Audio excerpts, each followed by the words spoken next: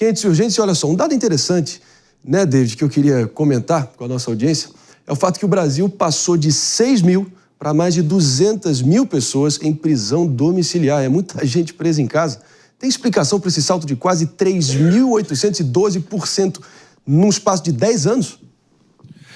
Marinho, tem, porque realmente as carceragens, né, o sistema prisional está sobrecarregado e a população, então, não para de crescer, de quase 1 milhão de pessoas que estão presas. A gente já totaliza isso em todo o território nacional. O número de pessoas em prisão domiciliar no Brasil saltou de 6.027 registros no segundo semestre ali de 2016 para mais de 235 mil presos no primeiro semestre de 2025, isso de acordo com dados do Ministério da Justiça e Segurança Pública, com base também em um levantamento da Folha de São Paulo. As estatísticas de prisão domiciliar incluem tanto pessoas que utilizam a tornozeleira eletrônica quanto aquelas que apenas cumprem a prisão sem o monitoramento eletrônico. Os estados do Paraná, Rondônia e Amazonas registram os maiores percentuais de pessoas em prisão domiciliar, com índices que superam o número de detentos em celas físicas. Nesses estados aí são mais de 61%, 51% e 50% da população prisional, isso respectivamente, né? Então, realmente, muita gente cumprindo a prisão em casa por falta também de penitenciárias. E dessa forma a gente vê uma certa impunidade crescendo em relação a esse tema. E 2011 foi um ano decisivo, né? Houve uma reforma ali no Código Penal que quase que empurrou o judiciário para favorecer sempre esse tipo de decisão. Saímos de algo de torno de 6 mil presos domiciliares para mais de 200 mil brasileiros, incluindo 2 ex-presidentes, vamos lembrar aqui, 2 ex-presidentes nesse exato momento. Então, eu pergunto para vocês, nesse espaço, a sensação de segurança na vida de vocês diminuiu ou aumentou? Agravou ou melhorou? Eu acho que vocês sabem a resposta. Guilherme Sugimori, para trazer aqui um contraponto, possivelmente, você que é do ramo, você que é do meio, faz sentido ou não? Cuidado que eu vou pro debate, hein? Nós queremos isso. É disso que o Brasil gosta. Sugimori, por favor. Não, vamos lá. O Brasil prende muito e a gente costuma dizer que prende muito e prende mal. Nós temos a terceira maior população carcerária do mundo e da última vez que eu tive esses números, nós estávamos em 13º em população carcerária per capita, né? Que é um dado mais importante do que números absolutos.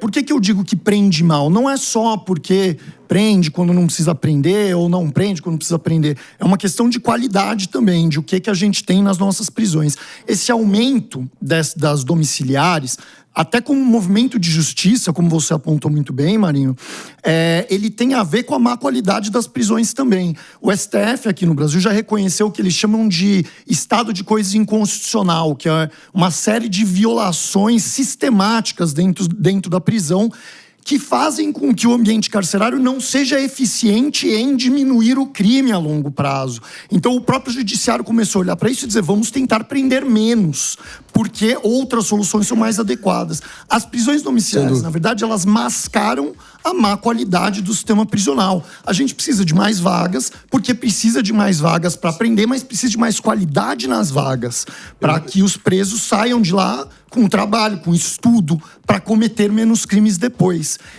Eu vou continuar aqui ouvindo o raciocínio do Guilherme Sugimori, ele que estava com a palavra aqui. Estamos voltando aqui o contato direto, rota direta aqui nos ouvidos atentos de todo mundo sintonizado na rede Jovem Pan de Rádio Morning Show. Segue a todo vapor, trazendo um dado aqui estarrecedor, mas bem revelador, eu diria, do estado de coisas no Brasil de 2025. Afinal, o levantamento recente aponta que o Brasil tem mais de 200 mil pessoas em prisão domiciliar, um salto estrondoso de mais de 3.000%, entre 6 mil pessoas há 10 anos atrás para mais de 200 mil pessoas, incluindo 2 ex-presidentes, nesse exato momento, enquanto nós estamos conversando com todos vocês. Voltando aqui para seguir estimulando o debate, Jess Peixoto, temos aqui um comentário para a gente agregar. Eu gostaria de trazer, porque assim, o Guilherme falou ainda há pouco em relação que prende mal. Meu amigo, nas audiências de custódias tem pessoas que às vezes assaltaram celulares na rua. Mas é crime de menor potencial ofensivo.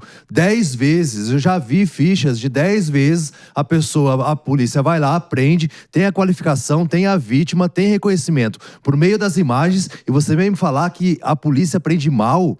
Claro que precisa de um aprimoramento legislativo, sim, no Brasil, mas aí as decisões dos juízes, que muitas vezes a gente vê soltando esses criminosos, você me perdoe, mas não prende mal. Deixa eu ver se eu entendi. Muito bem, e as qualificações são por meio de imagens, por meio de registros da pessoa cometendo o crime, e mesmo assim ela é liberada para circular ali livremente e cometer e voltar a delinquir. Esse que é o problema no Brasil. Dá uma oportunidade aqui para o Sugimori até se contrapor, mas pelo que eu entendi, o David está falando, né?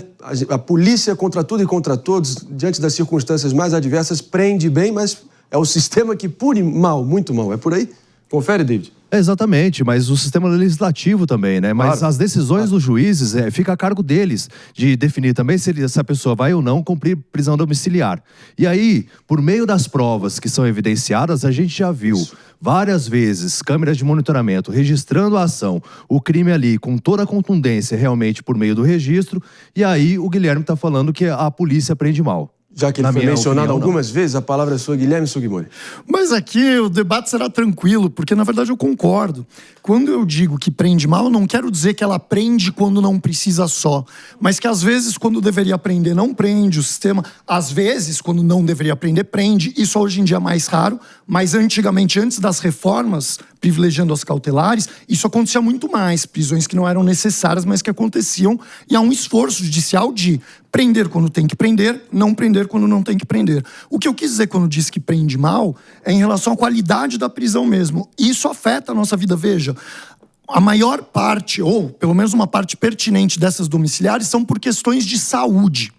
Por que a gente dá prisão domiciliar por questão de saúde?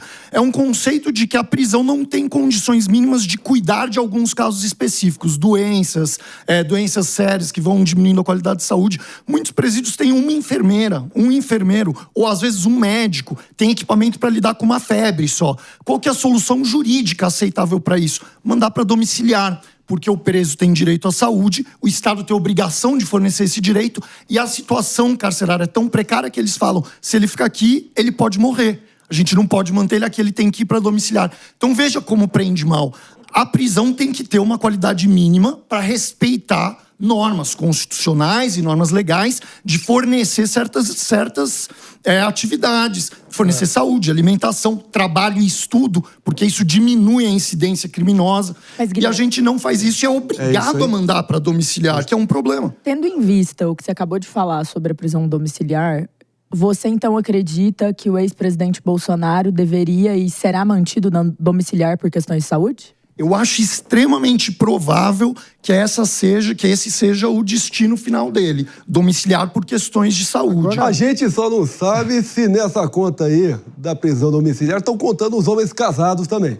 Aí faria mais sentido para poder mostrar a verdade para o povo brasileiro aí. Foi o que houve com o Tem Paulo. os homens casados aí? Contaram? Tem aí? Tu é casado aí, ó? Eu acho que Tu é não casado, tem ô, esse Japinha? dado. Tu é casado aí, ó? Sou namorada. Namorado aí? Batemos quase. Tá certo aí. Agora, Mano, eu discordo que o Brasil prenda muito. Porque eu acho que a gente tem que olhar esse dado com base no volume de crimes. E aí você citou que o Brasil está em 13º na população carcerária per capita. Mas está em 11º no volume de homicídios per capita. Ou seja, o Brasil tem muito crime violento que precisa ser punido com prisão e que, na prática, a gente sabe, não é. Até porque os nossos índices de resolução dos crimes violentos são muito baixos. Então, muitas vezes, a gente sequer sabe de verdade quem foram os assassinos dos próprios brasileiros. Então, não estamos punindo, porque muitas vezes sequer sabemos quem são, dado que não conseguimos elucidar os crimes numa taxa minimamente razoável. Então, acho que a gente precisa discutir as condições carcerárias, mas, no fim das contas, o que a gente precisa é construir mais presídio.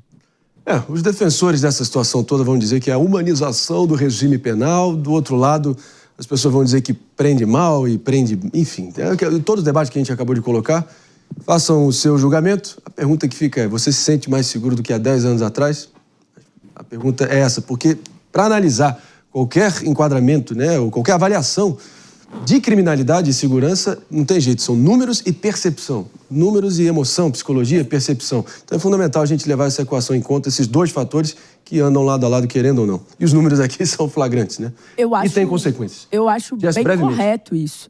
Só que eu também acho que a gente também tem que pensar no presídio. Não é um debate só sobre prender e soltar. Eu acho que é um problema muito grande que a gente tá soltando. Você vê aí a pessoa, um assassino com 10 passagens, se tivesse ficado na primeira ali, na segunda, já tinha resolvido, não tinha tirado uma vida. Jess, já falamos aqui nesse programa de, acho que mais de 100 passagens. Muitas passagens, é absurdo. Só que quando a gente olha para os presídios, a gente precisa também entender e não romantizar que necessariamente é um espaço de correção.